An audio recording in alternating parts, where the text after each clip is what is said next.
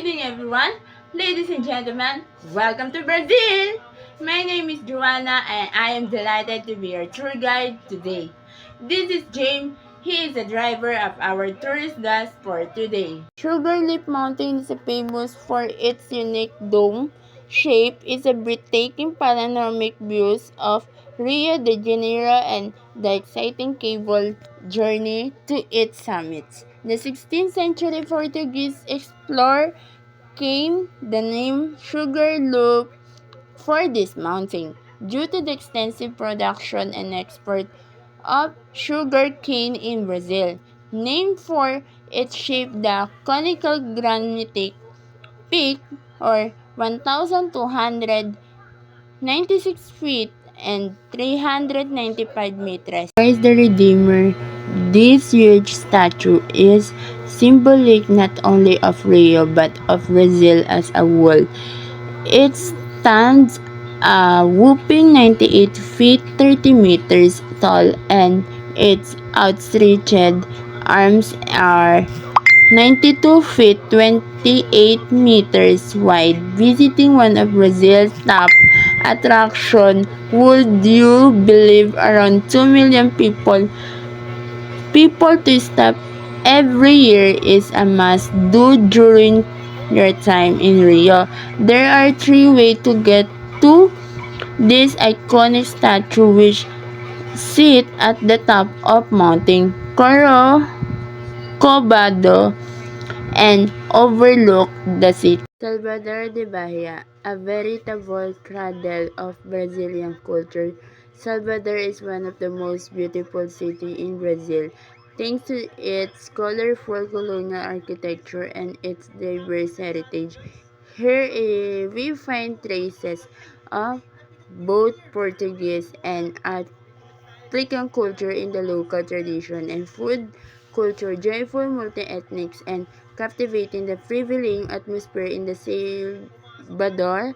It's electrifying, among the most beautiful places in the city. Do not miss Pelourinho Hall, the historic century listed as UNESCO World Heritage. Then the ticket elevator, La Senda to get the Florianopolis, known as the city where life is best in Brazil.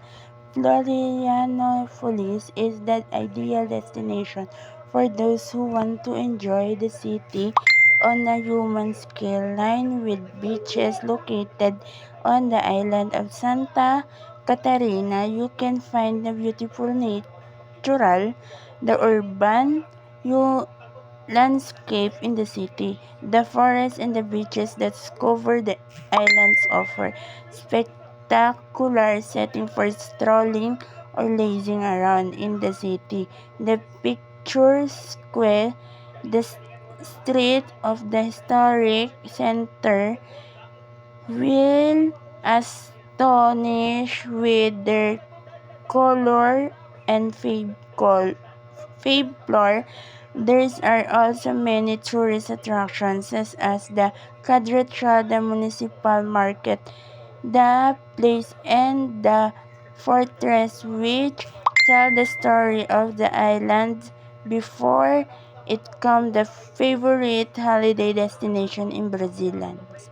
Costa Verde, situated between the Rio de Janeiro and Sao Paulo, the Costa Verde is a corner of the farthest spread over 200 kilometers of coastline, beaches of entwined with mountains covered in lush vegetation, and no fairer than 300 small islands dot the coastline.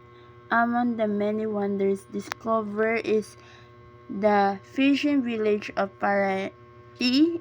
Its cobbled street and architecture give the impression that time has stood still. Fernando de Noronha Archipelago, as a UNESCO World Heritage Site, the archipelago is a modern of ecotourism. Each day only a handful of tourists are allowed to visit, and ecology is at the heart of local life.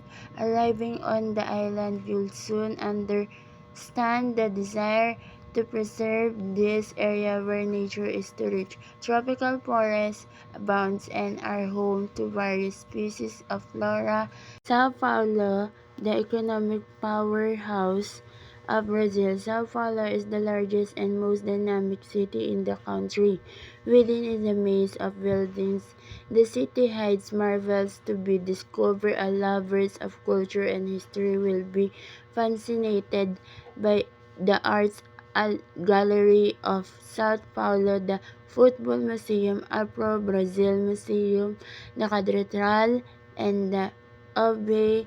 Contemporary culture is also apparent. Every street corner hosts retreat, art, and entertainment. Ouro Preto, a UNESCO World Heritage Site. Ouro Preto is a charming city steeped in history.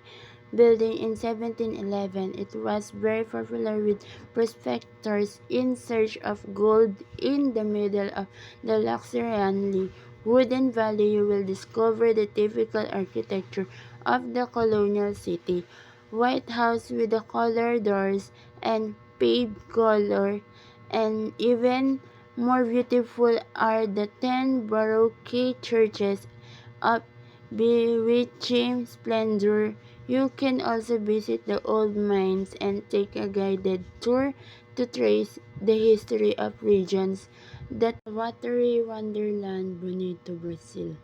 Bonito will be just another sleepy town in the southern Pantalan region of Brazil if it weren't surrounded by the river crystal clear spring fed water which are home to so many docile and delicious fish that it seems you might be able to walk on water. After all, here is a travel guide to the water Wonderland Bonito, Brazil, including floating, swimming, snorkeling, and diving. The Iguacu Falls. The simply breathtaking Iguacu Falls are UNESCO World Heritage Site. Imagine 80 meters waterfalls of phenomenal power bordered by the rainforest. Take the time to witness the abundant flora and fauna, the rainbows and tropical animals which surround you lend an additional touch of magic.